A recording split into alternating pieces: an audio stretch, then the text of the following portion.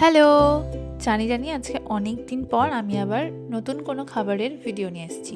তো অনেকদিন কোথাও বেরোনো হয় না, তো গিয়েছিলাম একটা সুন্দর ক্যাফেতে অনেকদিন পর। তো ওখানে গিয়ে অনেক কিছুই খাওয়া-দাওয়া হয়েছিল। তো চলো শেয়ার করা যাক আমি কি খেয়েছিলাম আর সেখানকার সমস্ত কিছু কেমন ছিল। তো ১ম এই আমি নিয়েছিলাম হচ্ছে একটা ফিশ কাটলেট আর চিকেন ফিঙ্গার। তো ফিশ কাটলেট নরমালি যেমন হয় সেমনই ছিল, ফিশ ছিল ভেতরে ভালোই ভর্তি ছিল।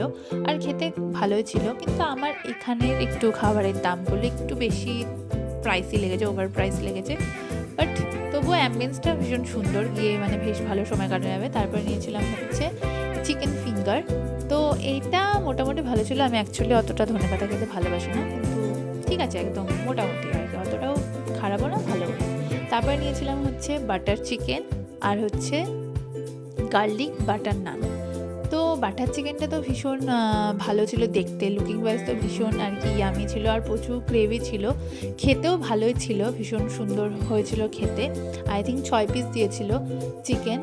আর হচ্ছে নানটা তো বেশ ভালোই ছিল, বড় ছিল, খেতেও ভালোই ছিল, সফট ছিল। কিন্তু একটা জিনিসই আমার এটার মানে খারাপ লেগেছিল, যে এটা একটুখানি কিছু নিচের দিক থেকে হালকা একটু পুড়ে গিয়েছিল। তারপরে লাস্ট নিয়েছিলাম হচ্ছে আইসক্রিম, একটা ছিল চকলেট ফ্লেভারের, একটা ছিল বাটারস্কচ।